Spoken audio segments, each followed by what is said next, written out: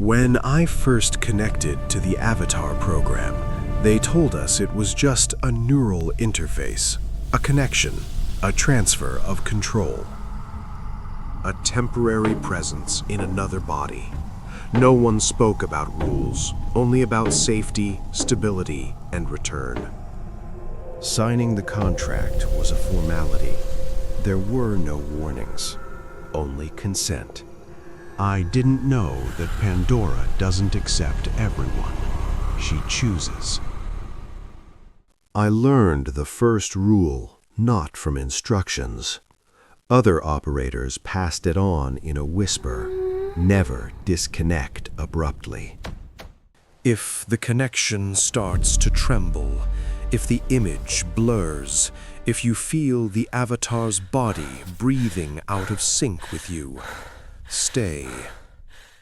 Disconnecting at that moment was considered dangerous, not for the equipment, for you. The first days passed calmly. Pandora's forest was alive but predictable. Bioluminescence, sounds, the breathing of the planet. We were told it was an ecosystem reacting to presence. Now I understand. It was a data collection system. It watched every step, how we looked, how we reacted, what we felt when we were alone, especially when we were alone. The second rule appeared after the first incident. Never look at your reflection in the water for more than a few seconds.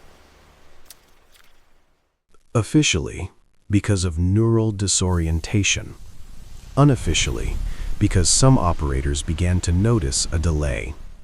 They would lift their hand, and the reflection would repeat the movement with a delay, or not repeat it at all. I laughed at it. Until that evening. The connection was stable. I stood by the river, glowing with a soft blue light. I looked down and saw myself. Too calm, too confident. When I blinked, the reflection kept watching. At that moment, the system recorded a spike in activity. The neutral voice of the operator sounded in the headphones. Session complete. But I felt that not everything had ended. The third rule was introduced later, officially. Do not talk to the forest.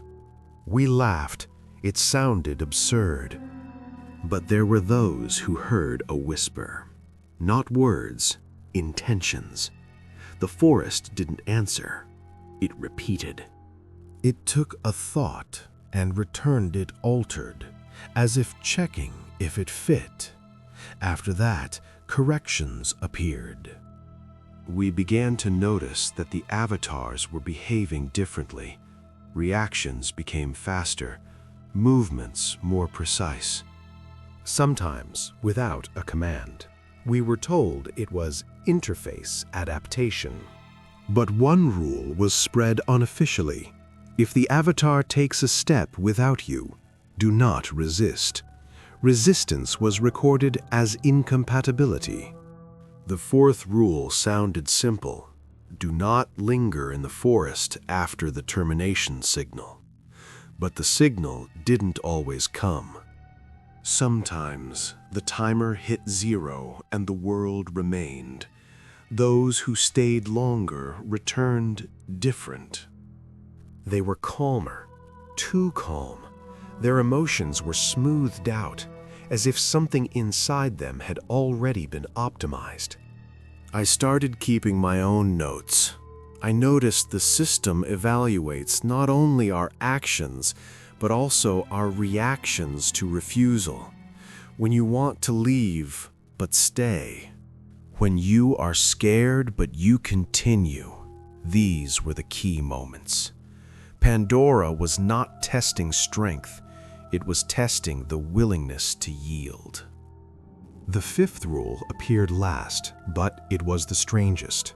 Never call the avatar yourself. Don't say I in the context of the body on Pandora, always he or she. Because some operators began to get confused.